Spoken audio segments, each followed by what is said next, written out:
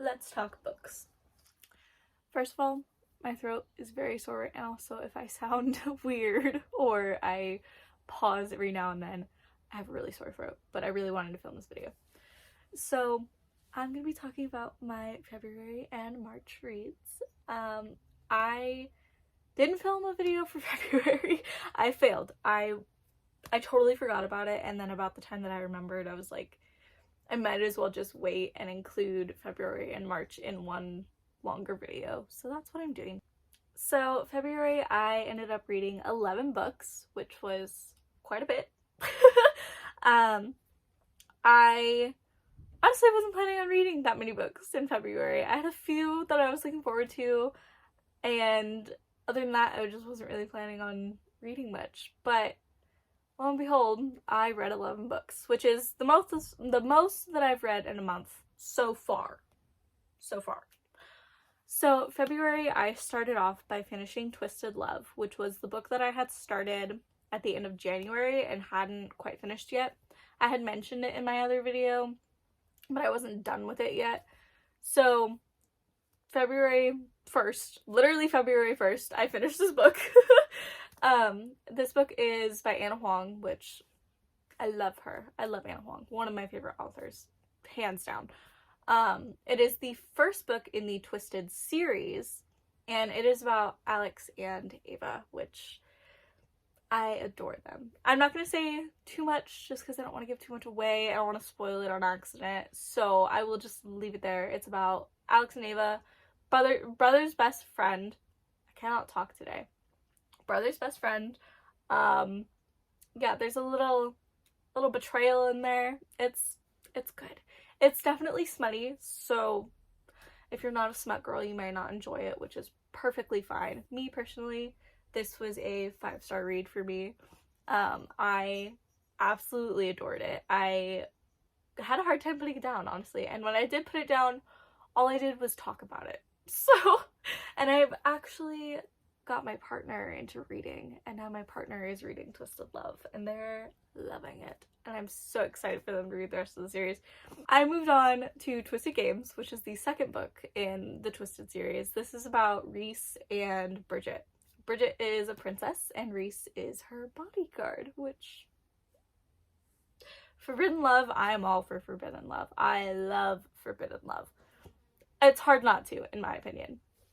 This was another 5-star read for me. There's gonna be a lot of those. I didn't really take reading too seriously until the end of March. But that was another 5-star read for me. I really loved their dynamic. I loved their relationship. There was a part in there that if you've read it, you know, that scared me a little bit. But it's fine. It was all fine.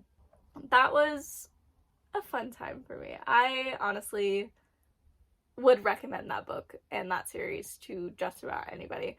It is definitely very smutty. Again, Anna Huang loves her smut. So if you're not a smut girl, you're probably not going to enjoy her books. But like I said, me, I'm all for it. So I moved on from Twisted Games to Twisted Hate, which is the third book in the Twisted series. Surprise, surprise. This book, I wasn't sure how I was going to feel about it going into it. This book is about Jules and Josh, which now it's sister's best friend. I thought it was very funny that the roles were kind of reversed there because of Josh's reaction, which is Ava's brother. Josh's reaction to Ava and Alex compared to Ava's reaction to Josh and Jules.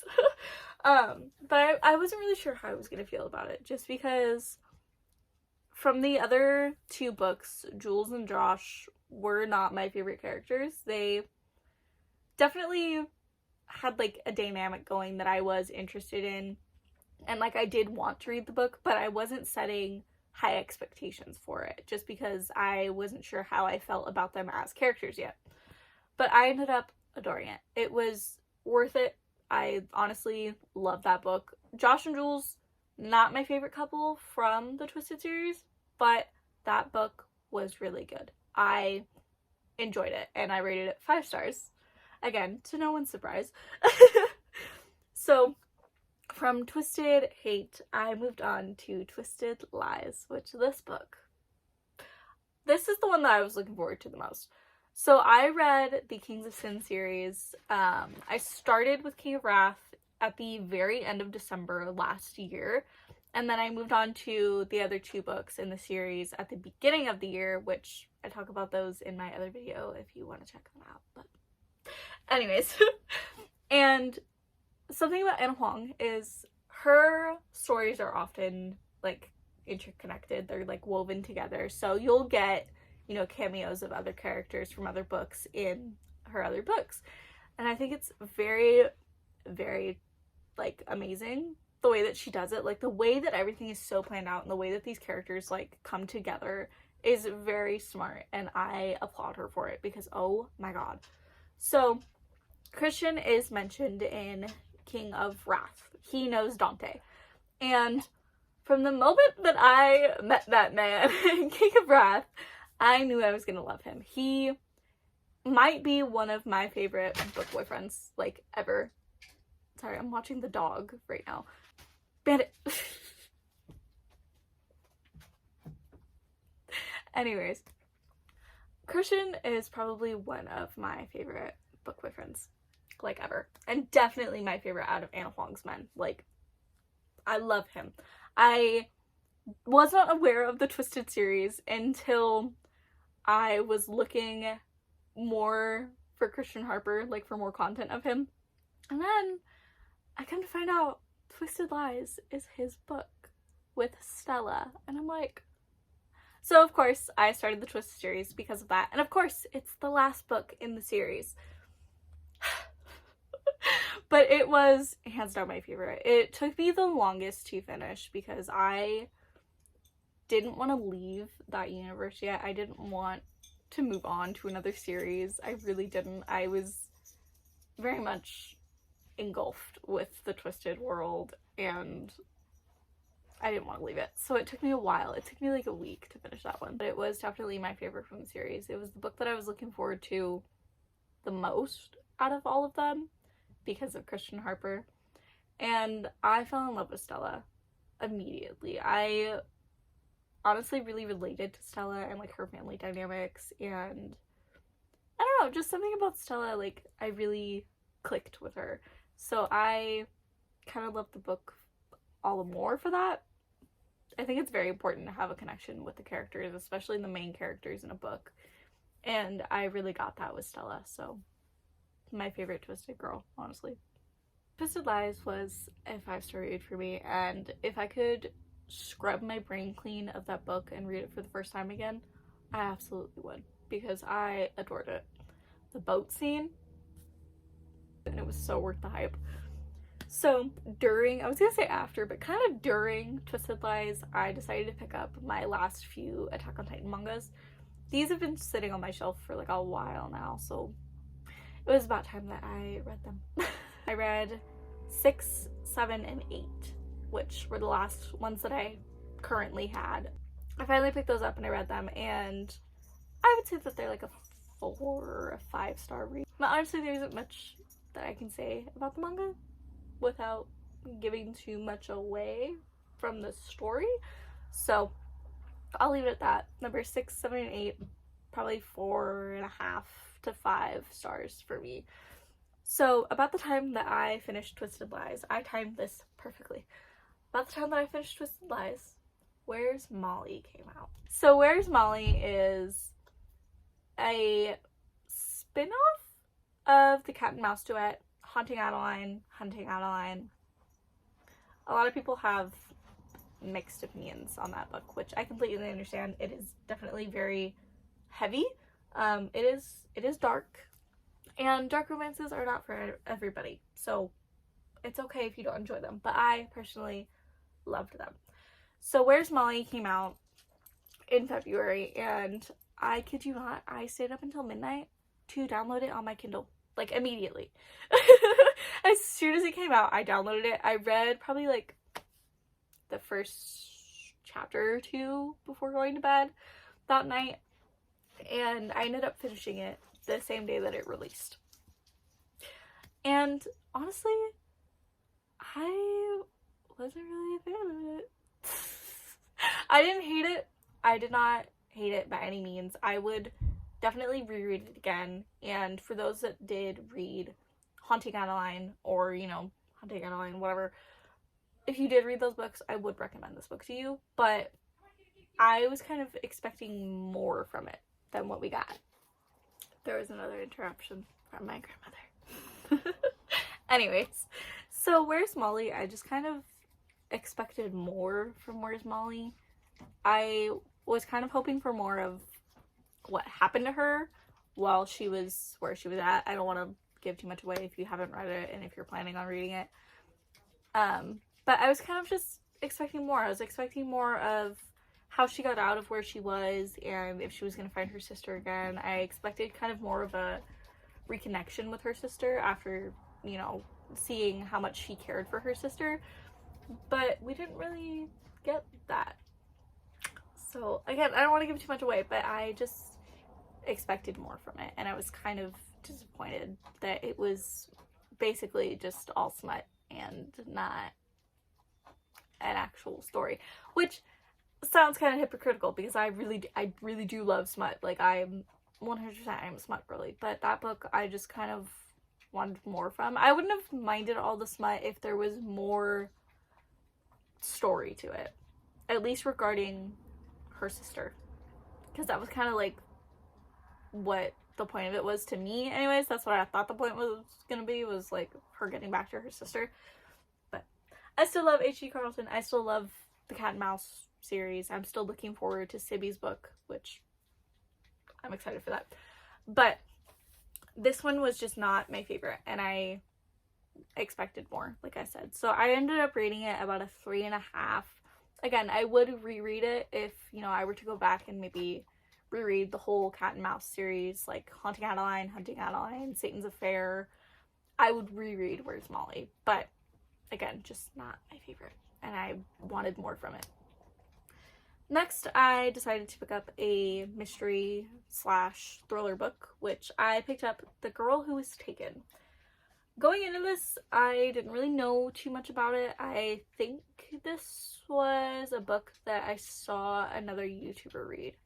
I think I saw Tara Michelle read this book, and I was kind of curious, so I decided to pick it up because it was free on the Kindle. The plot, the story was good. It was definitely, like, the plot twist, I didn't see it coming. You know, it was definitely a good book, but the writing style just was not it for me. I didn't really like the writing style. I felt like there was just a lot of, like, over explanation for a lot of things. Like, we didn't need to go that heavily into detail. It kind of felt like we were trying to reach, like, a word count, almost. Like, and I hate saying that because it sounds really mean, but that's just kind of what it felt like to me. Like, I didn't really enjoy the writing style. Which, you know, I'm sure other people are completely fine with it. Other people love it. Me, though, not it for me. So after The Girl Who Was Taken, I ended up getting into the Never After series by Emily McIntyre. I'm obsessed with this series, and she has a new book coming out later this year. It's untitled right now. We don't know anything about it, but I do know that it's coming out later this year. I believe it's coming out in November? I think it's November is when the release date is on the Barnes & Noble website and on Amazon. I could be wrong, but I think that's when it is. So these books are dark romances, and they are fairy tale, like, retellings, I guess, or reimaginings. I would say reimaginings rather than retelling, actually. Fairy tale reimaginings. Dark romance. Basically, the villain from the fairy tales are the love interest. I am all for this. I love villains. This is like my thing. I love red flags. I love villains. Everybody knows this about me. So this series was just made for me, honestly. So the first book in the series is Hooked, which there are currently 5 books out in the series, with the 6th one to be announced. And you can read them as standalones. You can read them in any order that you want, but I just decided to read it in the order that they were released, which I started with Hooked, like I said. This is a Peter Pan reimagining. So, Wendy and Captain Hook. I adored this. I loved this book. I rated it 5 stars. It was so good. I could not put it down and I could not stop talking about it. I was very annoying about this book. So, after Hooked is Scarred, which is, I believe she calls it a Shakespeare, like, reimagining book. I can't remember what the title is, but basically it's based off The Lion King, but because of the rights to Lion King, you can't really say that. So it's based off of The Lion King. So Scar, let me tell you something. Hear me out. I just need to be heard out for a moment on Scar, okay? That was one of my childhood crushes, which I'm sure some people will find that very weird, but I know there are girlies out there that can relate. I know. I see you. So this is a dark romance with Scar from The Lion King, and I thought that I was going to enjoy this more, honestly. And the only reason that I didn't rate it 5 stars was because the female main character, I honestly cannot even remember her name. To be quite honest, I don't remember what her name was. I know that the main guy's name was Tristan, but I don't remember the main girl's name at all. I think it was Sarah, maybe? Maybe I'm wrong. I don't know. I'll put it here. But I didn't really like her. And I don't know why, but I just didn't really feel a connection with her. She kind of annoyed me a little bit. So because of that, I ended up rating this book a 4.5 star. I still enjoyed the book. I still enjoyed the plot. I would reread it, but the main girl just kind of irritated me a little bit. She just wasn't my favorite. And because of that, it did kind of affect my rating. I'm so sorry. I can't speak today. This is going to be a fun video because I can't speak at all. Anyways, so that was it for my February reads. So now on to my March reads. During March, I ended up reading 10 books, which seems to be my average. I seem to average about 10 books. So I'm not mad about that, honestly. I think it's a very good pace for me. So I started March by switching from the Never After series to a very different book. This was my book club pick. I started a book club with some of my friends and we voted and we ended up picking Red, White, and Royal Blue. I didn't like this one, like, at all. I almost DNF'd it. I came very close. I wish I did, because I didn't like it.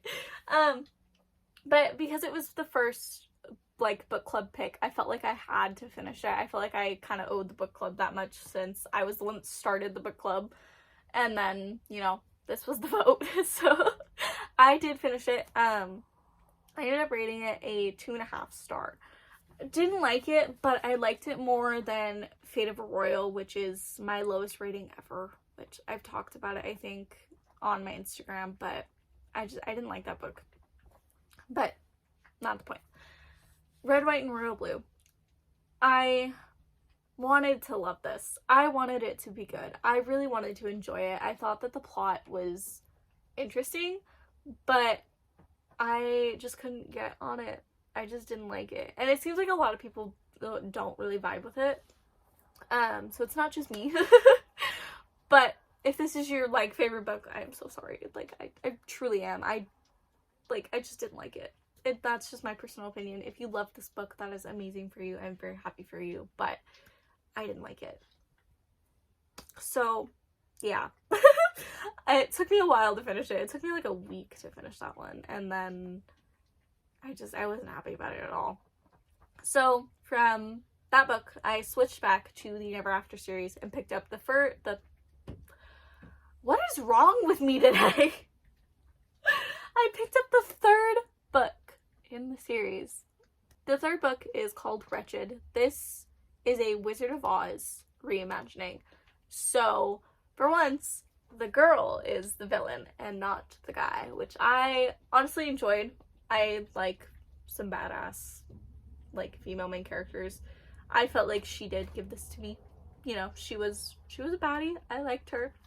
But again, I didn't really like the other, like, half. I didn't like Nick all that much. I didn't like the male MC this time. But I just didn't really like him. And this book, the ending was kind of weird for me. Like, I kind of expected more from the ending. Which, maybe that was just me, but I kind of just expected more from it. I wanted more from it. It felt a little bit rushed, which, no shade to Emily McIntyre. I love her. I still love her books, but this was just not my favorite. I rated it a 4-star, which, honestly, I don't think I'd change that. I think a 4-star is a good rating for it. Because I enjoyed it. I would reread again. I loved the main character, the main girl. But the main guy, I wasn't in love with. I wasn't crazy about him. And the ending was just a little weird to me. So, next. I have so much to say about this book. I adored this book. So, the next book is called Twisted. And Twisted is a reimagining of Aladdin. I had a very, very large crush on Jafar from Aladdin when I was little. And I still kind of do. I'm not gonna lie. Like, I still kind of think he's a little... Anyways. I'm sure I will get judged for that, but it's fine. I don't really care. Twisted was one of my favorites. I loved Julian. I loved Julian so much. I loved Yasmin. Oh my god. I fell in love with these characters. It did take me a little bit to warm up to Yasmin. It took me probably about 4 chapters in to really, like, fall in love with her. But once I fell in love with her, that was it. I was in love with her. So I rated this a 5-star. It was so good. I still think about this book. Like, I was literally just talking about this book and how I want my partner to read this book because I need them to understand. Because it is so good. I was talking in the group chats about it. I was sending, like, little, you know, excerpts from the fucking book. Like, I was all over this. I couldn't put it down. It was so good. Highly recommend, especially if you are a dark romance girly. It is so worth it. So, after Twisted, I moved on to the final book that is currently out for the Never After series, which is Crossed. And I kind of had a feeling that I was going to love this because it is Hunchback of Notre Dame. And let me tell you something about Claude Frollo, okay? I know in the movie he's not that good looking, but in a weird way, he kind of is. And me and my partner agree on this. So this is another reason that my partner needs to read the Never After series. Cross was amazing. I finished this book in 2 days. I picked it up right after Twisted. I finished it in 2 days. So I think that says a lot about how I felt about this book. I could not put it down. I was absolutely in love with it. I love Cade. Father Cade. I was also talking about this one in the group chat. So the group chat knows. I know some of them are going to watch this and they know I was all over this book. And I don't have any regrets about that. It was so good. I loved the main girl. I loved her little brother. I was in love with Cade's relationship with her and her little brother. Like, I am a sucker for when the guys have a good relationship with kids. Like, it is just, it's hot. I don't know what you want me to do. I am all for, like, single dad tropes, single mom tropes. I'm all for, you know, little sibling. Especially when the guy fucking adores children. He was so good with Quentin, and I loved it. I loved every minute of it. Them finger painting together. Are you kidding me? It was adorable. Like, I loved it. And it was just so amazing. And the way that he wanted to protect not only her, but her little brother. Ugh. I can't say enough about that book, honestly. So that was a 5-star for me. Honestly, if I could, I would rate it a 6-star because I loved it. And There was a little twist at the end with a nun, which if you know, you know. I kind of have a feeling about it, but I liked that it wasn't really confirmed until the very end. Like, I felt that that was perfect.